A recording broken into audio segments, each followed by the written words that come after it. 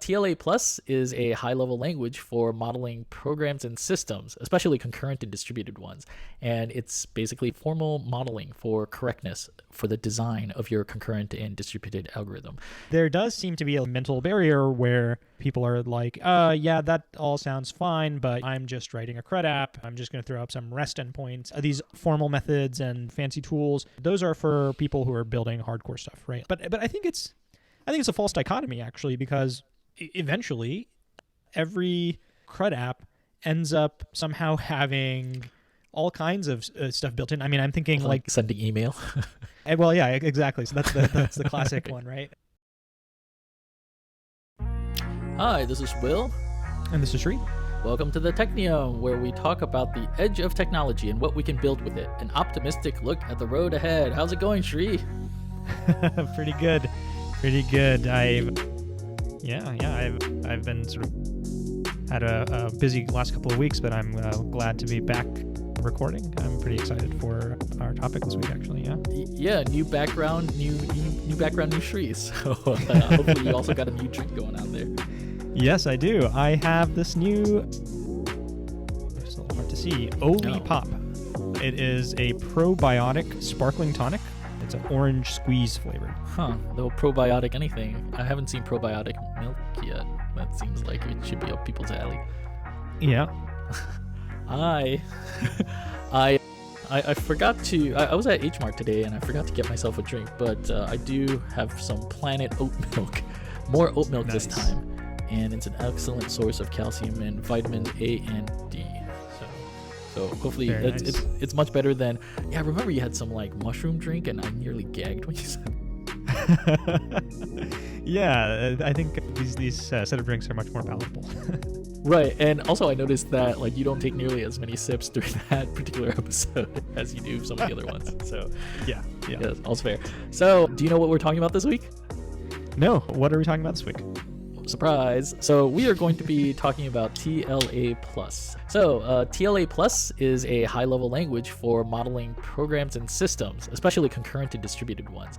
And it's basically formal modeling for correctness for the design of your concurrent and distributed algorithm. And so sometimes phrasing it this way may be scary to programmers because as a whole we're a little bit allergic to math. And so said another way, it's basically fuzz testing for all the different combinations of the different elements in your protocol to find errors or undefined situations. Do you know much about it, or have you heard about TLA Plus before? I've heard a little bit about it on this web forum called Lobsters, where I think people are a big fan of formal methods, but it honestly looked a lot like a bunch of advanced math and magic, and I haven't looked into it until researching this podcast. Right. Yeah, it's something that has been around since 1999. And so in a sense, when we talk about edge of technology, sometimes we reach way back, but this is not a retro episode despite the technology being that old, because people are still using it today for things that you use every day. And so because it hasn't gotten the wide level adoption and because of its apparent real usefulness, I guess that's why we're trying to highlight the edge of technology. I think it counts on this podcast. Interesting. So it is a tool that helps verify the correctness of programs or the systems that we are thinking of writing as programs. Yeah, exactly. And so for a long time, I think the way that we wrote programs was that we would just kind of try things out and we were kind of program as we were thinking, because since the waterfall method didn't really work as a methodology for teams, we kind of switched over to the other side where we sketch things out in code. And somebody else, I saw this on Casey Muratori's podcast on Handmade Hero once, where he was talking about architectural design, and he pointed out the fact that architecture is a little bit of a misnomer for programmers. It's actually more like urban planning. We don't really draw blueprints as an architect, because if you're able to specify all the different details of your program to the point where it's a blueprint and somebody else can kind of follow it, you've effectively just have code itself, right? Yeah. And so, but TLA Plus, I think, is the only exception to that rule. It's not really a rule, I guess. It's a fact of life for working programmers, I guess. where TLA Plus is the one place I've seen where you actually write out the specification of your algorithm with its constraints and specifications, and then TLA Plus is able to formally verify that it is correct in all different situations. So typically we hadn't done the sort of formal verification for our programs because we had mostly single computers with a single thread with no shared mutable state. And with that, you could reason about your programs to the point where they would work. When you write the program, it's has a reasonable performance. But we found that over the last decade or two, that as we've gotten the internet, multi-threaded, multi-core computers, this turned out to be really, really hard when you have this sort of stuff. And we've invented all sorts of different language paradigms, different frameworks to try to tamp down that complexity. And we've still found it difficult for our distributed and concurrent systems. And so this is where I would say in the last decade or so, various different pockets of people have discovered TLA Plus and said, oh, this is really good because we're messing around with distributed systems all day, every day. And like using this has cut down on the number of bugs that we can catch in design so that they don't go to production. They don't even go to writing code. And so that's made it a hell of a lot easier to kind of find these really subtle bugs that occur with concurrent and distributed programs.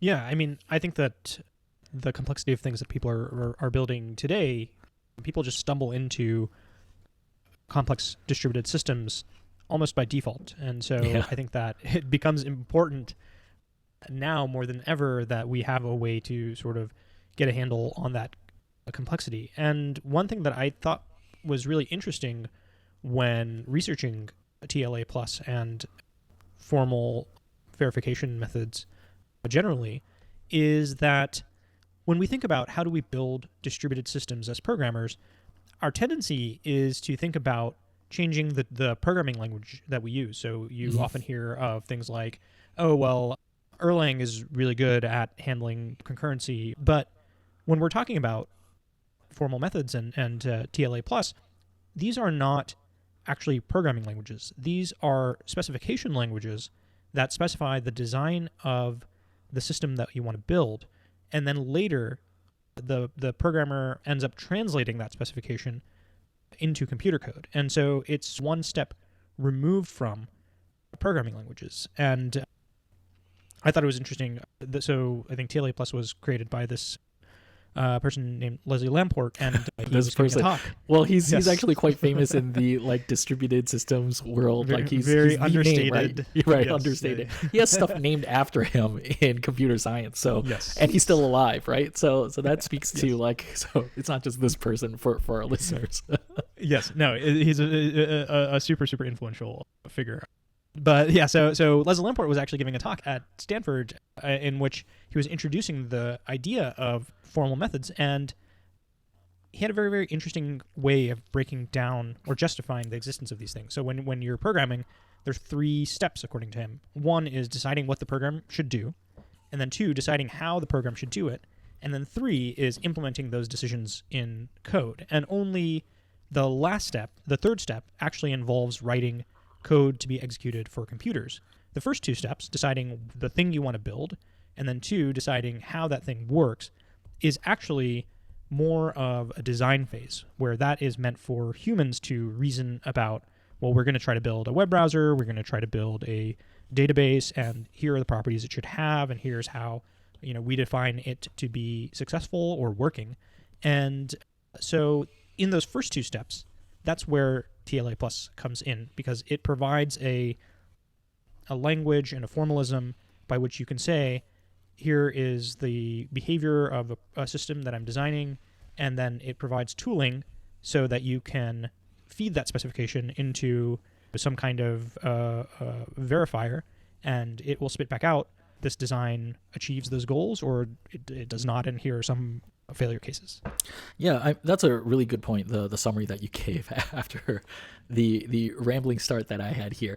But I think that's a good point to emphasize that this is a high-level specification language. It's basically a blueprint for the protocol or the concurrent algorithm that you want to build. And once you have that specification and verified it, then you re-implement it as something executable in your language. And to the point that we typically don't do the first two steps that he mentioned.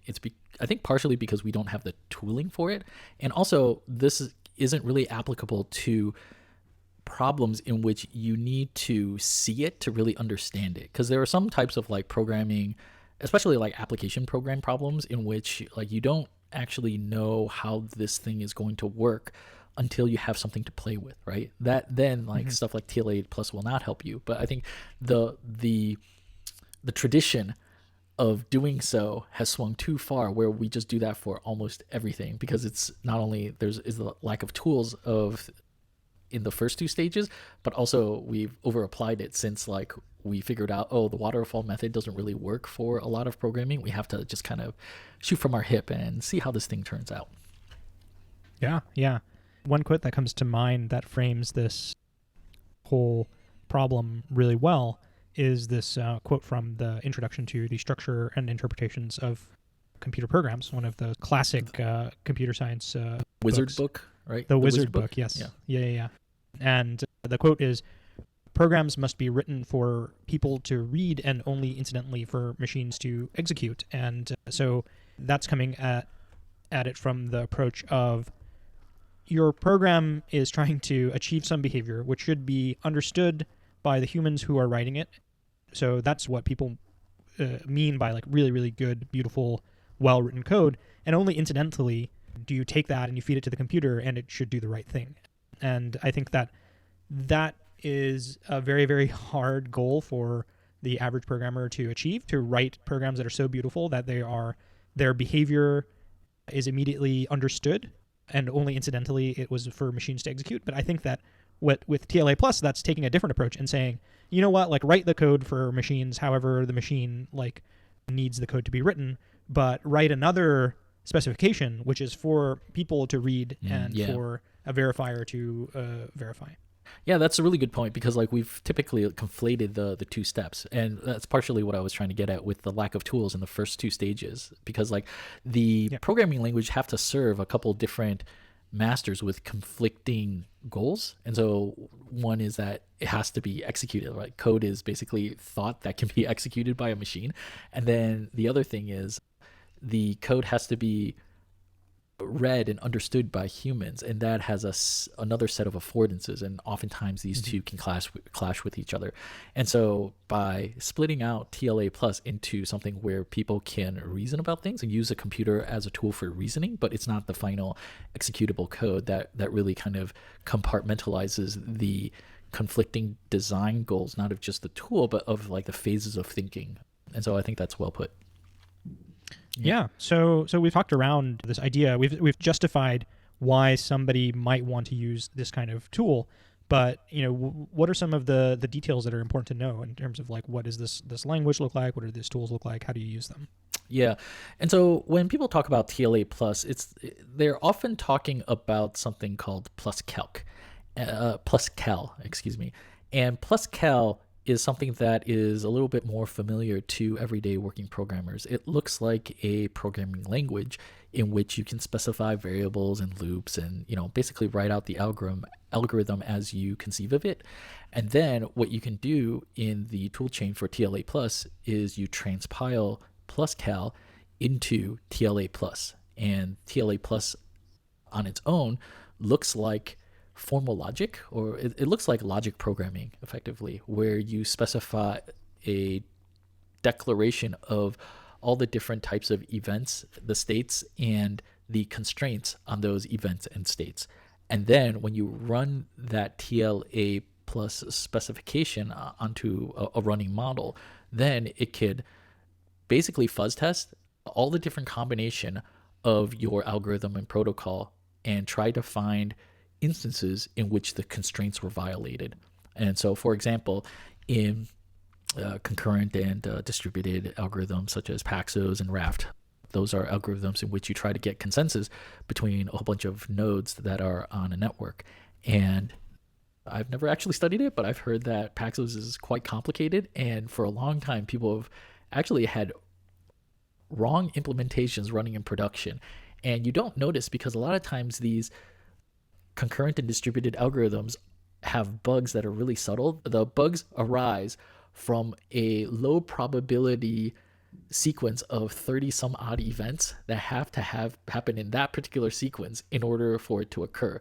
And so that's one of the reasons why debugging these things is so hard, because it's, unless you've captured that sequence, then it's really hard to reproduce. And so TLA plus is able to ferret out these weird circumstances that you wouldn't have found otherwise, other than just sit around for a long time. But the thing is, you can't just let them go either, right?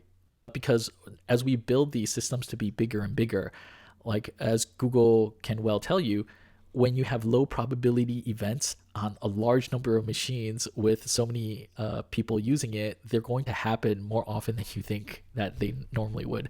And they become like these weird ghost Eisenbugs that are really hard to produce. And so that's why TLA Plus as a design tool is really helpful in capturing these things at the design phase, where they're less expensive and you can be sure that you kind of got it right because it's a formal specification, and you don't have to wait until it's in production. You have to trace this stuff and record and sift through tons and tons of data for it. Yeah, when I was watching some of the talks about TLA Plus, it actually seemed a little bit familiar, because if you are doing test-driven development, let's say, a lot of the time what you do is that you start out writing a test suite, and in that test suite, you tend to think about covering all the different edge cases and all those combinations of states that you could feed into your program. And let's be honest, nobody does all of them either. We just pick kind of a couple happy states and then a couple of bad ones and then call it good, because like those are the ones that we could happen to think of. And if we run across other ones, maybe we'll add it in.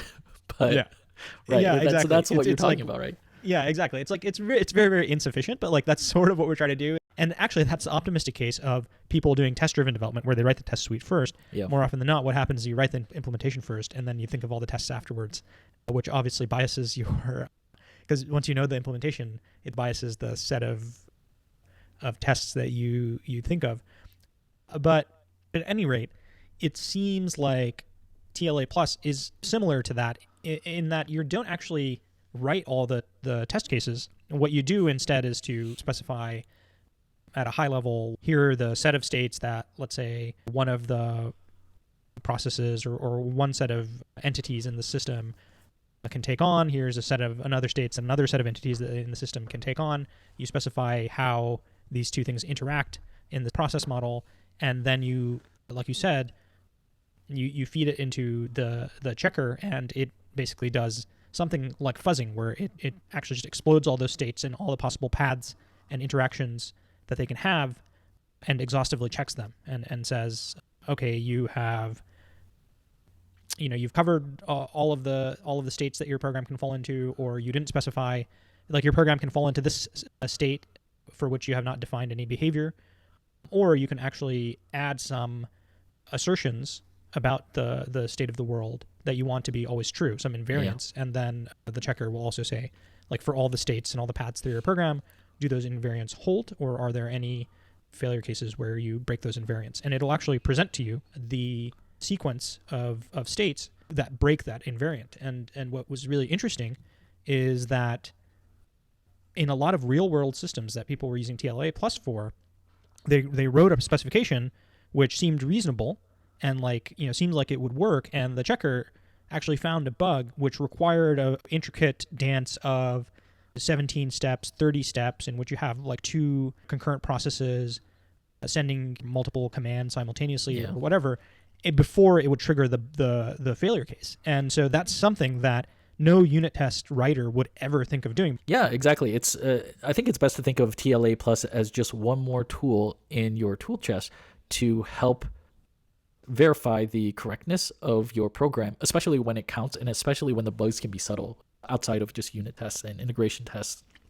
And so I didn't really dig into the deep guts of TLA Plus to be able to tell you and our audience exactly how it works, and I don't think you did either. But my understanding is that the main idea for TLA Plus for its users to get is that it models the entire system with one global state, and that's how it's able to find all the different combinations. So like normally we don't do that. Programmers are familiar with like a finite state machine where we usually model like a component or like some aspect of our software with a finite number of states. But TLA Plus, it uses a state machine that is not finite. It could have infinite number of states. And not only that, it models the entire system with it as a state machine. So then given the types of states and the different events and messages that could go on between the different nodes, like it's able to model that entire state, and then based on what can happen, then it checks it against these constraints by taking into account all different kinds of combinations of what could happen.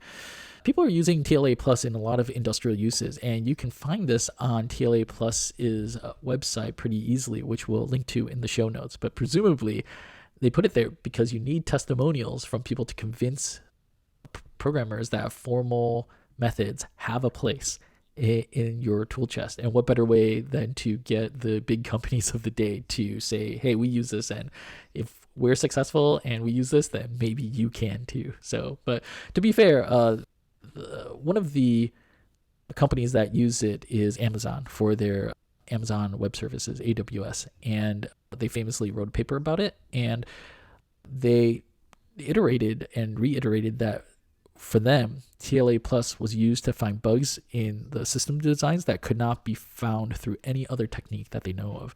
And two, it's surprisingly feasible, and it gives a good return on investments because, especially with Plus Cal, in which you can write in an imperative style programming language for this, like it didn't take a lot of study to be proficient at it, and you get a return on investment pretty quickly.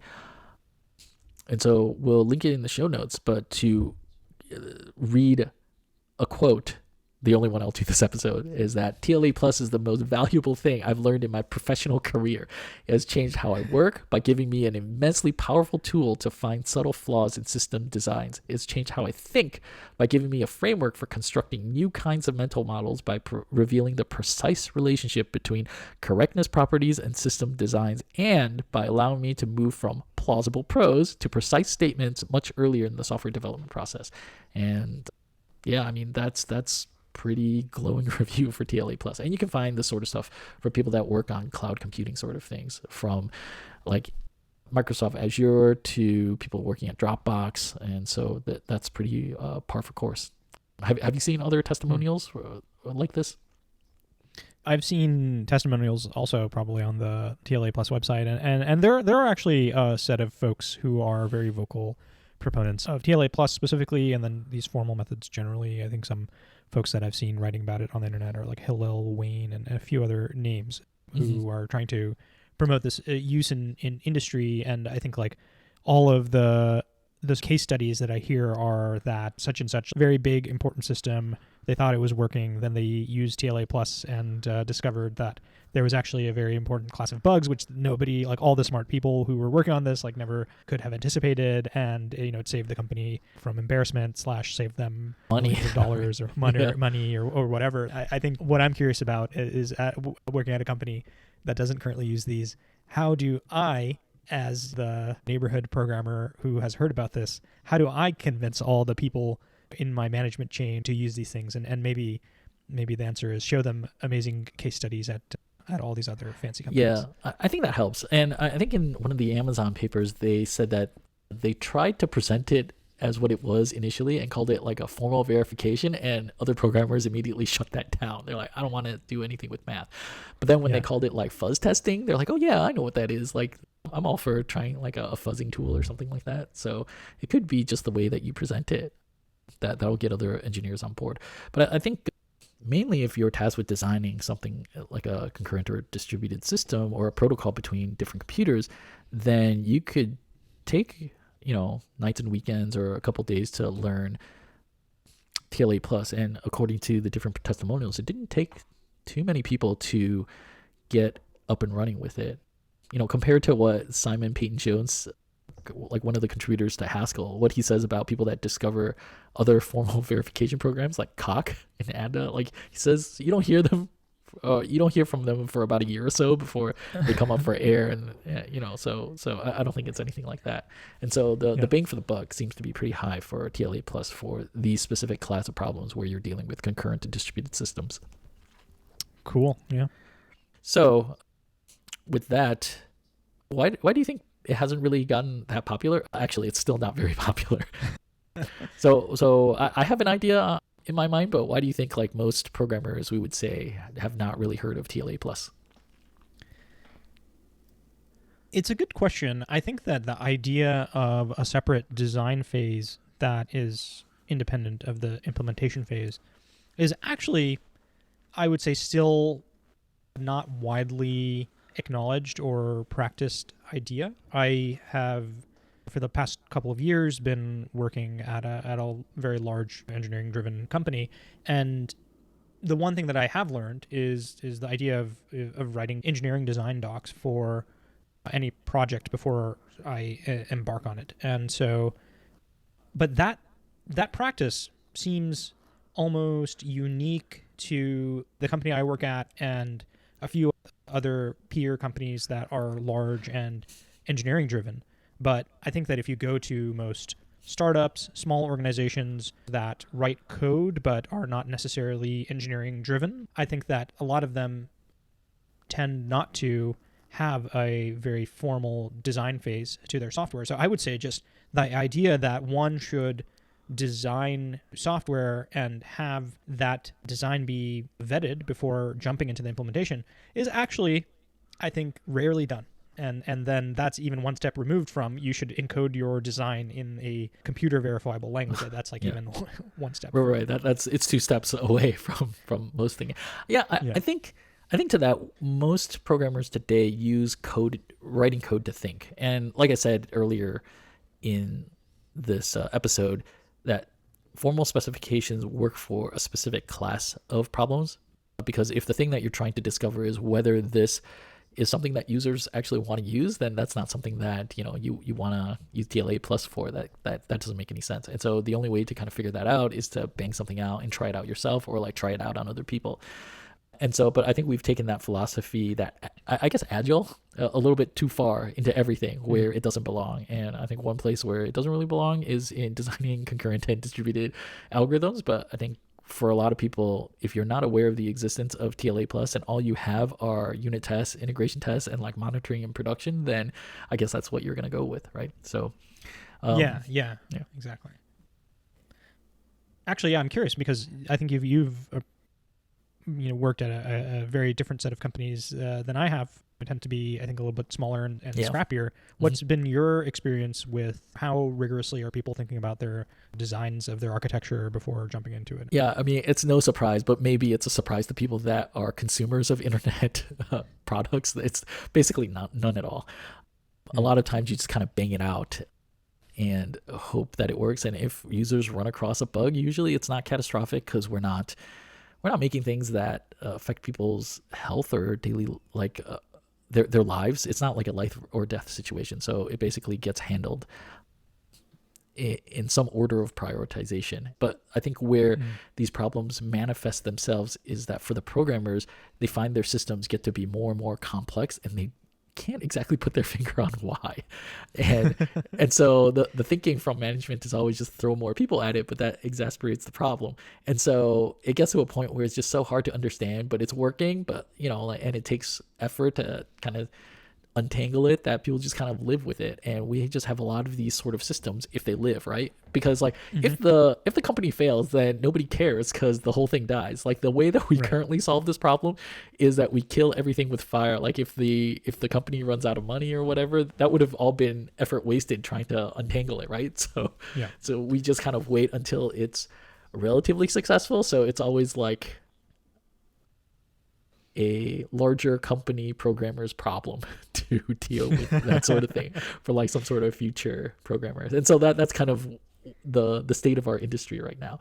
But I think also like I would say for TLA plus, we didn't really have a lot of concurrent programs or distributed systems such as like the web and stuff until the last 20 years.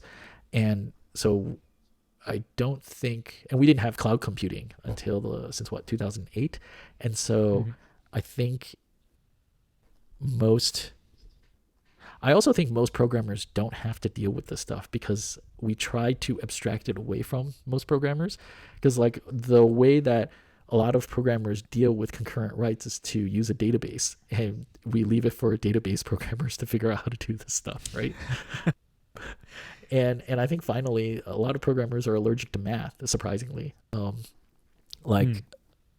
think math also doesn't help its cause by calling different by using weird names like monads and well, to be right. fair, math came first. Right. To be fair, math came first, right?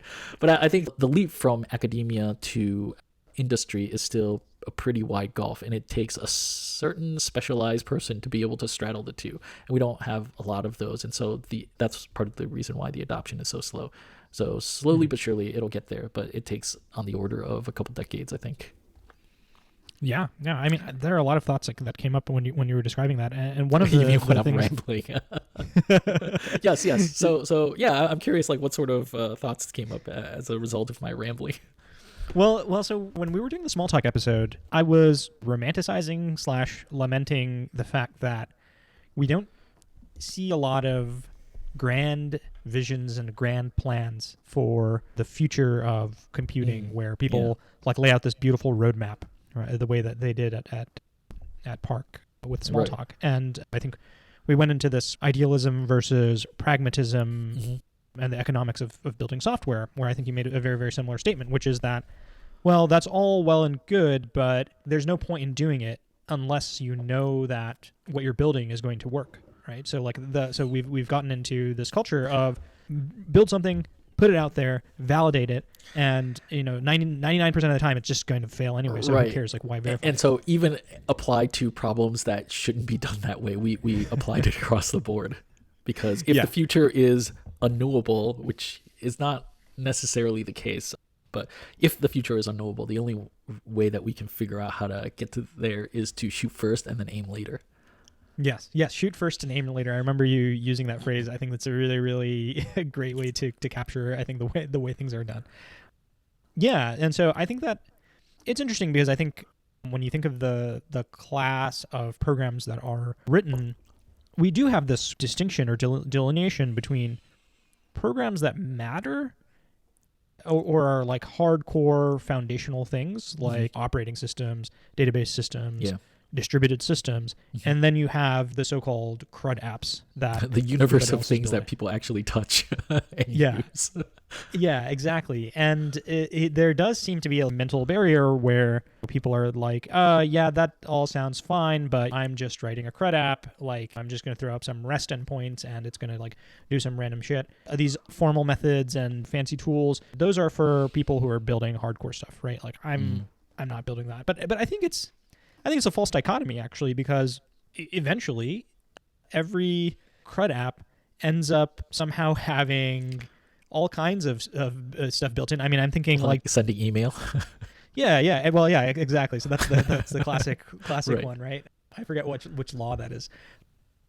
But yeah, everything ends up sending email. Increasingly, since the days of Uber and Airbnb, every app built around that time ended up becoming a marketplace where you have to settle payments, right, between parties.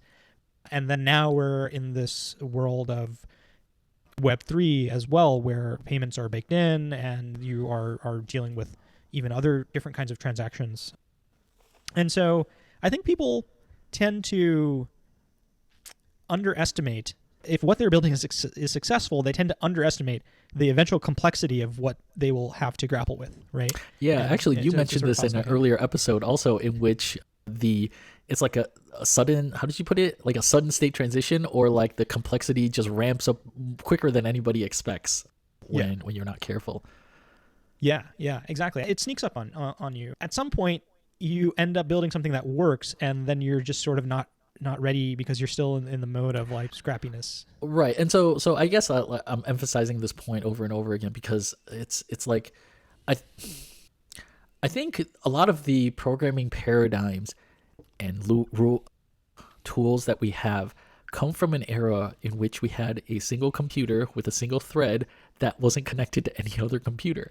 And as we have computers that are connected with shared mutable state, like we've taken that tradition with us and we haven't really rethought how to deal with it without those old ways of programming computers. And so we try to patch it up with all sorts of stuff to make it work. And I think the pattern that I'm seeing is that we're slowly figuring out that maybe this is not a good idea. Like we need something new.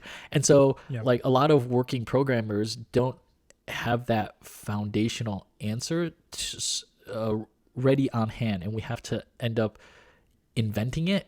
But because the problem is subtle, we always invent things that kind of buckle or break once we kind of put a lot of stuff on it. And it's through massive effort of a whole bunch of people to get these things like standing and keep standing. I mean, how many people are employed at Twitter?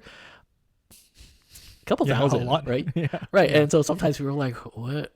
Like it's what just are all those like people doing, right? That's what are all every those people doing? Well, thread says. right.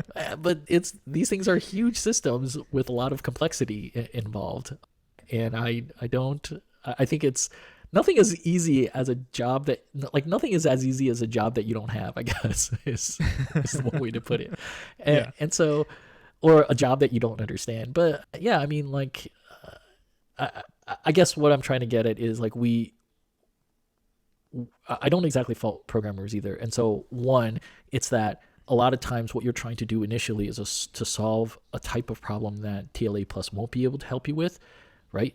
And so we don't use formal processes because that won't help us for those class of problems with like customer development, stuff like that. But then once that gets going, like because we didn't have those foundational concepts, or we didn't have the tools to figure that out for our particular use case, like we didn't have TLA plus to figure out our specific concurrent and distributed problem, like we just kind of made stuff up. And then once it's successful with a made up concept, like we try to put load on it and we're like, oh shit, this doesn't work. Then we just throw a lot of people and a lot of effort behind it. And so I think this is where people say math to the rescue, because if you could figure out all the different ways in which something does or doesn't work, then you save a lot of time and effort. Yeah. So actually, you've made this point a few times, which is everybody is now secretly a distributed system programmer. They just don't know it yet. But I want to touch on that because I think that, at least for me, if somebody says distributed systems, I think of like some cool people giving like cool conference talks about how they scaled some crazy system to like billions of events per minute or whatever per second or whatever. And I look at what I'm doing and I'm just like, I may take this data here and I put it there, right? Like I'm not doing any distributed system.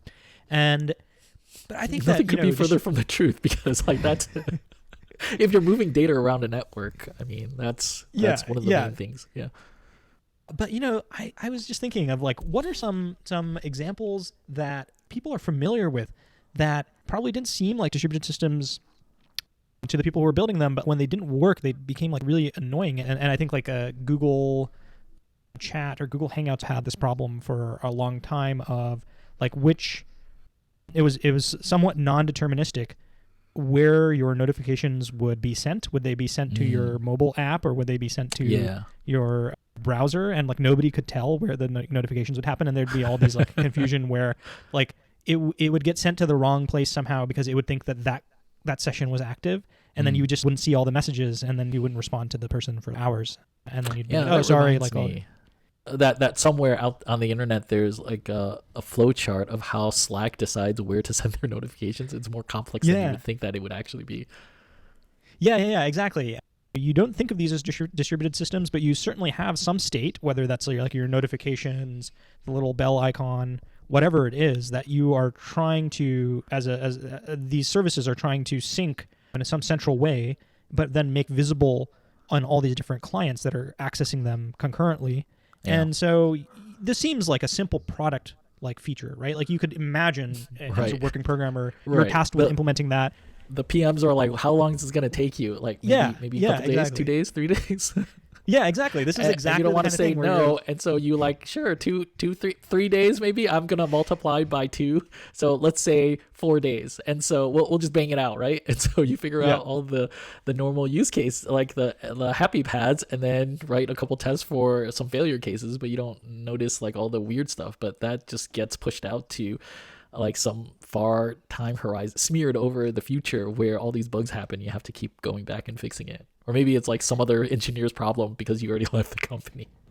Yeah, so this is exactly the kind of thing that as a working programmer you can imagine maybe you write it a good initial implementation, and then you get your promotion for writing a great notification system, and then you move on, and then some other programmer comes in on the team and then decides to add a caching layer, and they're like, well, now let's improve the performance of the notification system, and they throw in a cache, and then that's when all hell breaks loose and everything's in an inconsistent state or whatever. And so yeah, it's really really easy to imagine that you get yourself into a mess.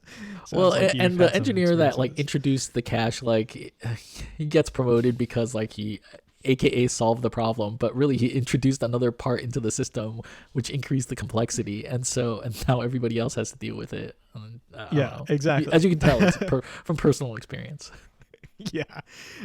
So, I mean, all in all, I mean, that was a bit of a long tangent, but I wanted to think of a case study of, for simple programmers like me and others like me to underline the fact that distributed system does not mean some cool, fancy stuff that you hear about only on like conferences, right? It can be the kind of features that somebody just comes and taps on your shoulder and says, hey, can you like just implement this real quick? And then all of a sudden that becomes a fancy distributed systems problem before you know it. Yeah, I mean, that's part of the reason why I say like web developers are distributed programmers. Many of us just don't know it yet. And so to follow on your point that it's in a lot of places that you may not expect. I think one of the things that I'm seeing is a proliferation of front-end frameworks, and a lot of JavaScript programmers can tell you that it's hard to keep up. And I think part of the reason is that there are so many is because we haven't really found a satisfactory answer in how to do app state management in a client server model. And in a client server model, there's your distributed system right there. And so initially what we did was we had the server do everything, and it just sent a view to the client. And so it was a thin client model, right? But then we had some downsides of that. We didn't want the page to refresh on every action. And for certain types of applications, you just didn't want the user to have that kind of latency on every action. So then we figured out how to do the single page apps for that type of thing. And because one person made a lot of money doing it and it came from a big money, people said, oh, this is the hot new thing that I need to learn to A, be hireable, and B, to solve every problem under the sun. Then we kind of moved to kind of a thick client model. And when you have a thick client model, you do end up having the problem of state on both the client and server side. And then the problem is, how do you sync the state between the server and the client? And I think that's part of the reason why we have a proliferation of a lot of different front-end frameworks all trying to figure out an answer to this question. And so one start to answering this question was the Elm architecture, in which they modeled the application state, whether it was the UI state and the state from the database, all as a global model. And then what you would do is you have a reducer that keeps folding these events from the server into your current state. That has its plus sides and downsides. And so apparently it's not quite it. And so we're struggling with a lot of different things. And so one of the things I've seen is that Phoenix said, screw all this like thick client stuff. What we're going to do is we're going to go back to thin clients. And so we're going to have the server do more of the stuff, but instead we'll have the client be able to update the page without refreshing. And so it'll look like a quick, like single page app with some latency, of course, but like that removes a whole bunch of complexity there because like all the state is on the server now, right? And then I think there's other ways to do this. There are people that does like Firebase, in which they're like, we just won't go through any layers. We'll connect you directly to the database and have you look at your local state as if it was the database. And lo and behold, there are the people that is in the burgeoning local first movement, in which we covered in the, was it second episode, I think? Second episode, yep. Yeah, in which we'll say, oh, we'll let you have your database on the client side, and there will be some mechanism to sync with the server on the back end. And so you can just treat your entire application state as if it was on the client side, and you don't know any better. And so to finish it off, the way that you would sync the local and the server state in a local first software is through the use of CRDTs, which I think we covered a little bit in that, but basically it's a conflict-free resolution algorithm. And that is something that people have verified using TLA plus. And so like these sort of things are not just for cool kids or cool people. Like this is the very reason why you have a lot of these complexities in these client server interactions is because we haven't found the right answer yet.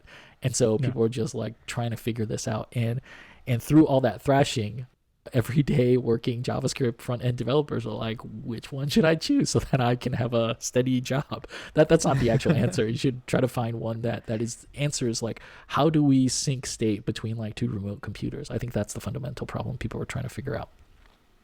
Yeah, I think so. And I think people have settled down a little, but there was a time when people were just like jumping around frantically between all these different front-end frameworks because they held the promise.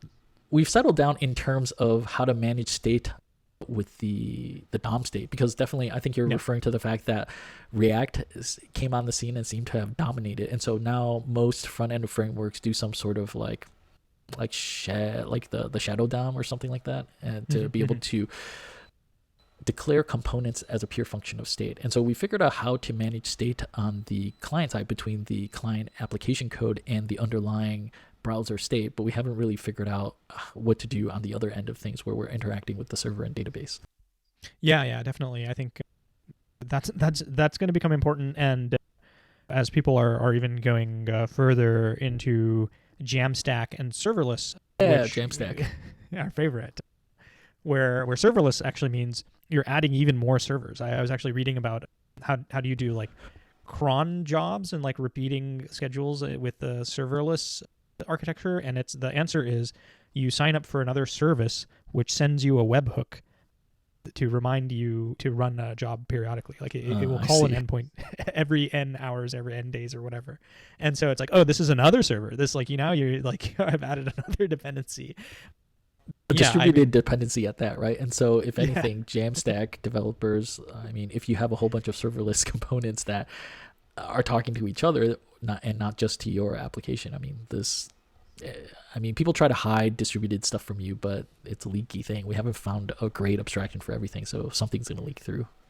Yeah, definitely. Yeah, so I mean, I think if anybody should be using TLA plus, I would say it's those Jamstack and serverless folks, because like you're like dealing with like 10 different servers all like running on different clouds and different domains and whatever. Like, yeah, I think that the edge cases there are going to be significant. Yeah. So I think that's the same, but I think kind of really back a little bit. I don't expect everyone to use TLA plus. I think we just haven't found the right protocol or like whatever the right thing is, because like once one person figures it out, I think most of us will follow suit pretty quickly thereafter. And so I don't think that there are going to be too many patterns of distributed protocols between client and server that everybody needs to like specialize. But like so far none of us are doing it. So as long as like some people start, like maybe somebody will come up with something, then like given that works pretty well for the use cases it was meant for, then the rest of us in that use case don't have to use TLA plus anymore. We just follow that model. So you think it's going to become more like kind of what did they say? Like don't roll your own crypto. No, I think it's going to be more like monads, in which like before monads, like Haskellers were like, we just can't do side effects and it's embarrassing, but what can we do? No, I think it's going to be more like monads, in which people figured out that this math construct has applications to dealing with side effects, and then everybody using that. Like nobody has to rederive monads anymore. If like they have to learn what it is, but once they figure out what it is, they can use it in their specific problems. So I think it's probably going to be more like that. I see. So it's like people are going to use formal verification to identify a pattern, an architectural so. pattern, which then people are just going to use. Off the Yeah, shelf. I think so. Yeah, and so by like I said before, like none of us are doing that right now. We're just taking stabs in the dark. So Yeah. by like our intuitive feel, I think. Yeah. Yeah, interesting. Okay, fair enough. Yeah, so one other class of use cases that comes to mind is security, and specifically, I'm thinking about access control, authorization, and Oh. authentication, which is a really, really core piece of basically every single piece of software, right? Like if you're writing a web service today, you are going to have user accounts and then permissions and all of those things baked in. And I think that's a interesting class of features to formally verify, because that is another high risk and high reward subset of the software, which it's really important to get right. Yeah. And it's really, really easy to get wrong, where people roll their own authorization code, where you hear about like all these hacks, right, where people are able to somehow impersonate user accounts. They're able to exploit some bug in like the two-factor reset thing and like do an account takeover, and then using that they're able to get access to whatever money or do other bad things. And even if it's not just something blatant like people being able to hack into accounts, I think it's really, really easy to miss some edge cases where, like, let's say you have a very complex role-based permission system where you have some shared resource and some users are administrators of that resource, like let's say some cloud drive or something. So you have like administrators of that resource, then you have people who are writers to that resource, and then people who are only read-only members of that thing. And then I think that it's very easy to run into bugs where people are able to do things that they shouldn't be able to do because you forgot to handle the case of somebody used to be an admin, but then they got downgraded to some other lower class of access, but you forgot to revoke all the other permissions that they had. Like it's very easy as the complexity of those kind of permission systems grow to have these sort of dangling permissions and things like that. And so I think formal verification, beyond use of concurrency and race conditions and things like that, it can also be used to verify any system, right? Yeah, because it's I've tried to like access control lists are one of those things where if I've ever had to do anything with them, I know they're kind of complicated, so I just try to get away with doing as little as I can, because otherwise they would explode in complexity. And then anytime I've tried to use a more generalized library or tool with it, because there's so many like weird uses of it, it's flexible but not very easy for you to kind of get up and running. And so yeah, I definitely can see something like that. It sounds good on paper. I wonder in practice, but I can't think of any real reason not to try it. Yeah. I think I'm not too sure either. I think that when I was reading about TLA Plus, I think that it definitely found a niche with the sort of distributed systems folks, but it is a general purpose tool to verify invariants and properties of any kind of system, including the security invariants of a system, the correctness of various properties. I think like some of the use cases, some of the fancy FANG use cases were in designing sort of hardware modules and things like that. So it's not just the concurrency thing. Well, so then do you think that you'd be able to get away with just using Prolog or some other like logic programming instead of TLA plus for the access control list then? Yeah, I mean, I think that brings it me to another train of thought that I was thinking, which is that I think if Leslie Lamport were here, he would say, like, use whatever programming language you want. Like, TLA Plus is about the design of the system, right? Like, and you can, presumably, going back to the sort of the three phases of building software, where once you've decided what you're going to build and then how that thing is going to work, then there's the translation into code. Well, theoretically, you can take that nice TLA plus specification and translate it into anything, right? You can translate it into Prolog. You can translate it into Brainfuck. And presumably those two should be, equivalent, assuming they both model the same TLA plus like semantics, the semantics of the system that you've designed.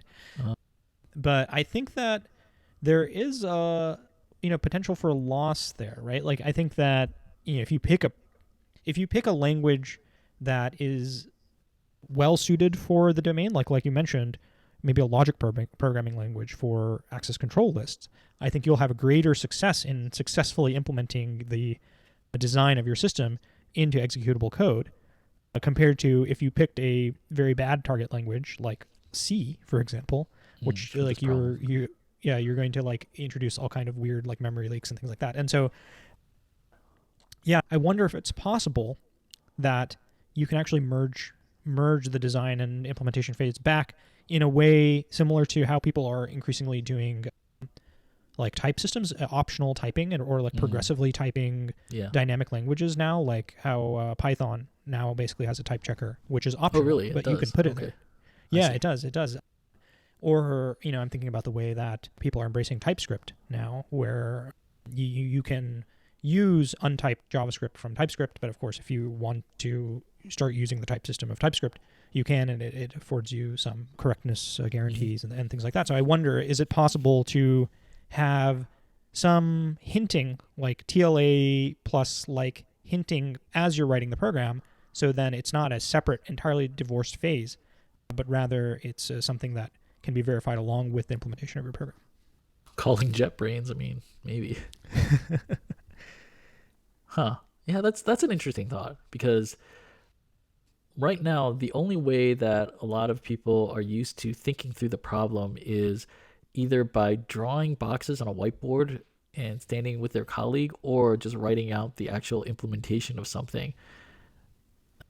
Is that true? I mean, I guess people talk about like doing test-driven development, and so presumably that's like writing the specs of something before. And so in a way, that's kind of like thinking about what you're going to build before you do it. And so writing tests is a way to do that. And same thing with like writing out types. I found that Haskell programmers write out the types for their functions before they fill out the implementation, and that's a way to design their system or think about designing their system. But those are orthogonal concerns to like, is there a sequence of events that's going to make this go into a weird state that we don't want, weird or undesirable state, which is where TLA plus excels at. So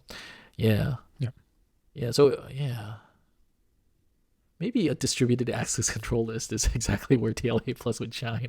So I mean, I keep going back to like spaceships in space, which is the ultimate distributed systems sort of environment, I guess. But I think there's definitely some potential to bring TLA plus kind of closer to where the programmers are and where the programming is actually happening. Yeah, that's an interesting thought, because a lot of times like IDEs already make it like IDEs bring documentation to where you're programming, and in some sense I wish that we could take that model from all sorts of things, such as like bring production metrics into your IDE, so you can see parts of your code where it was fast or slow, and so you get that view as you're programming. And so same thing here, where you're able to bring some sort of formal verification for twiddly bits that need some more tools at hand to help you think through the problem. That might be helpful. Yeah. It's also important because you start out designing this program, and then over time the team members come and go, and more features get added and whatnot. And so a lot of the early design decisions, what are we building for? What are the properties of the system that we must maintain, get forgotten, or like they're written in some like old document that nobody reads.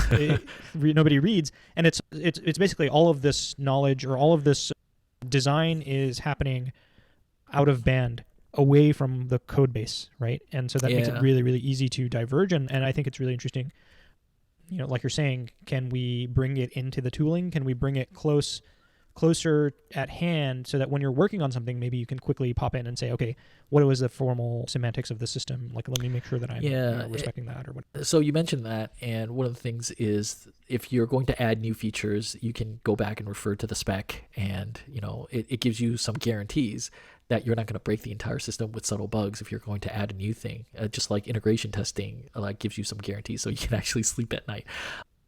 And I guess the other thing that you hinted at here is that it's great for onboarding new members. Instead of having to like sift through the code base to figure out like what the hell is this protocol actually doing, you can refer to the spec, which is more high level and more condensed. And so it's easier to kind of get a bearing on like what are the constraints, like what is this thing not supposed to do, which can be valuable.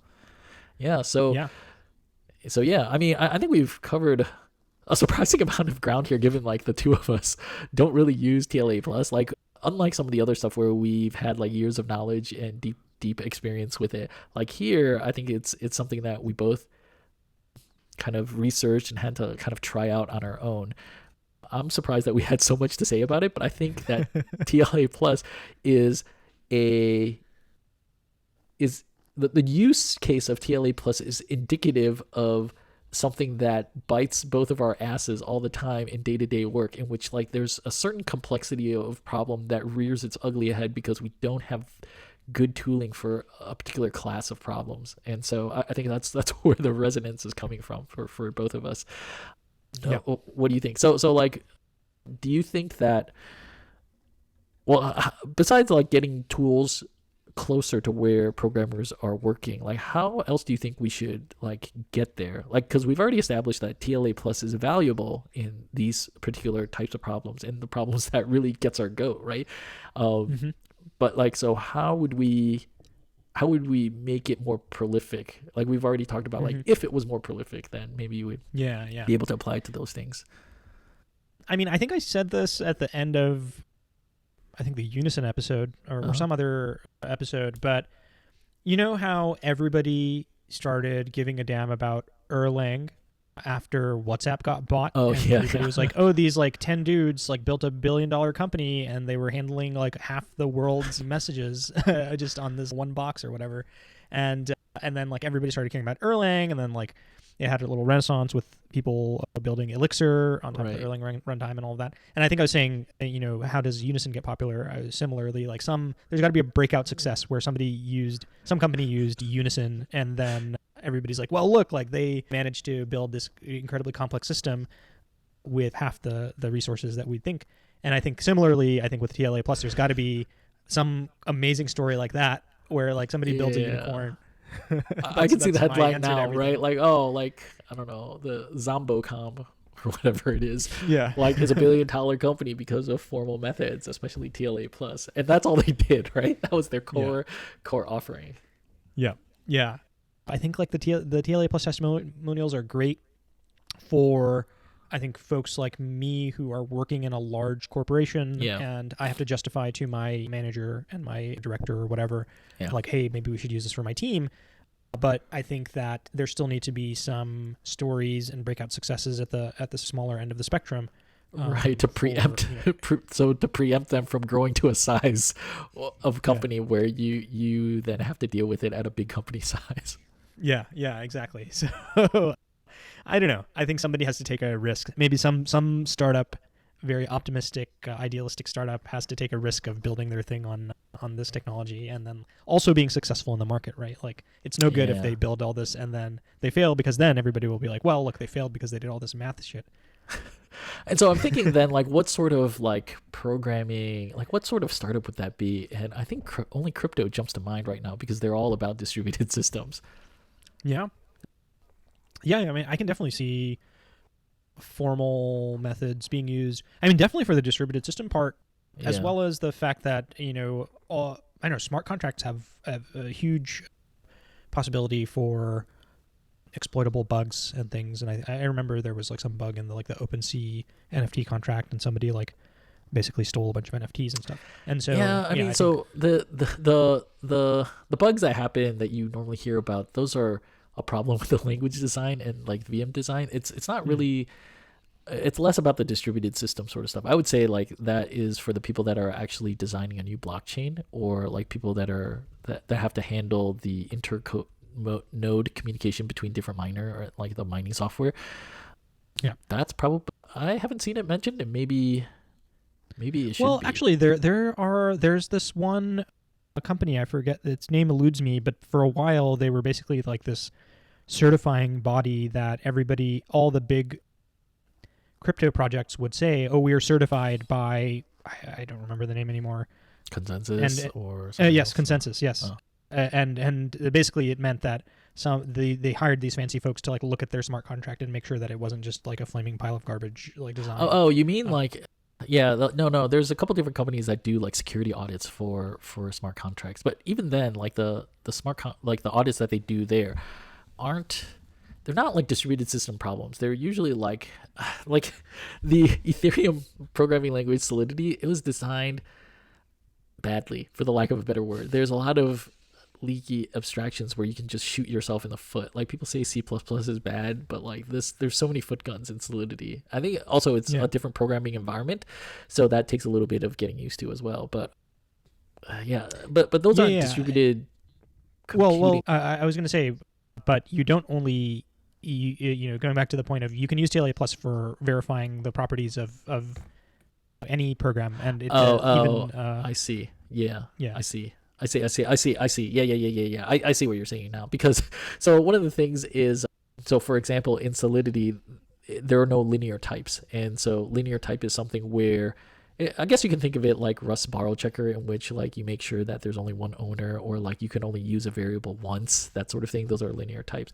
And so that is a result of so as a result, if you make a cryptocurrency on top of Solidity, you can very well have a double spend problem in your cryptocurrency built on top of Ethereum written in Solidity, even though Ethereum itself doesn't have a double spend problem. It's because like the programming language doesn't enforce any of this sort of stuff. And so you could conceivably use TLA plus to verify these variants, such as a double spend problem, when you're like designing the thing. And then once you verify that it's correct, then you convert your design into Solidity right now by hand, because there's no other way to do it. And so yeah, I hear what you're saying, but yes. And so somebody really needs to come up with a better programming language there.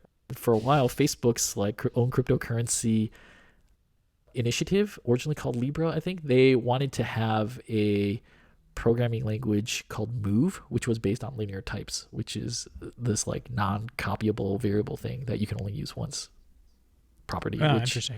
Yeah. So like they had the right idea there, but I think their cryptocurrency initiative is not going anywhere right now because, I don't know, government and other things, I guess. So yeah, I was actually just like, while we were talking about this, I just Googled like formal verification of like smart contracts, and the Tezos blockchain. Oh yeah, those guys was using the Coq language to verify some of their core smart contracts, and so I mean, it's not too out there. I think that whether and you said that the problem with Coq is that it's so intense. Like maybe TLA plus can come in there. Right. According to Simon Peyton-Jones, I haven't used Coq either. I don't even know what it looks like. I just kind of know what it is. But yeah, I mean, definitely for some of these cryptocurrency teams that are working on the core infrastructure, they probably well know. Because I think Graydon Hoare, the inventor of Rust, he was working on, I want to say Stellar, which was a cryptocurrency project. Mm-hmm. And Phil Wadler, he was one of the core contributors to Haskell. He was also on a cryptocurrency project. Was it Cardano, I think? So like these cryptocurrency projects aren't just like hype and fluff. They really have some like core people working on the underlying technologies using things like formal methods. Although I haven't heard any news about TLA plus used in these instances, but I wouldn't put it beyond them. Yeah. So I think like going back to the original question of like, where are we going to likely to see breakout success of formal methods? Yeah, I think I agree with you. Probably somewhere in the crypto space. Yeah. Surprise. Yeah. So anyways, so given all that, we've covered more than I thought we would, and we've talked about more than I thought we would. How are you feeling about the whole thing? I'm very intrigued. I have spent the last like 1.5 hours basically just convincing myself that I should write better software and use formal methods. And like, I'm trying to think now, like, okay, am I actually like going to do this? Like, and how? And so I am definitely intrigued. It seems like something that is close to home to me. And it also sounds like close to home to you as well. Yeah. Like one of the reasons why I brought up the proliferation of front-end frameworks is it's been something I've been thinking about. And so like, how do you get these client servers to talk to each other in a way where they agree on the state? I'm sure there's literature out there already. And so like, if it already exists, should go use it. If not, like trying to like have your design verified with TLA plus so you can be assured that your design is correct. I mean, that's not nothing. So yeah, I think in terms of where there's some interaction that needs to happen at the boundaries between different computer systems. I think that's where it will be really prolific should I run into them. So with that, I don't have anything else to say. How about you? You're all good? Well, actually, I do have one. Oh, yeah. My apologies to some guy, Leslie Lamport. He was the winner of the 2013 Turing Award. So I definitely undersold him, and my deep, sincere apologies to him. Yeah, no worries. I mean, it's impossible to know everyone and everything. Like as much as topics that we cover here, like I would say you and I seem to have a breadth. Like there's no way for us to know everyone and everything. So no worries. I'm sure he's not losing any sleep over it. So, but yeah, all's good. So like, for those of you that are listening and subscribing, and please like, comment, subscribe, leave good comments, insightful comments for us, so that we don't spend all our time being sad. And we'll have more episodes with the Edge of Technology on the Technium next week. So hit us up with more drink suggestions also. And so this is Will. And this is Sri. And signing off, and we will see you next week. See you later. Bye-bye.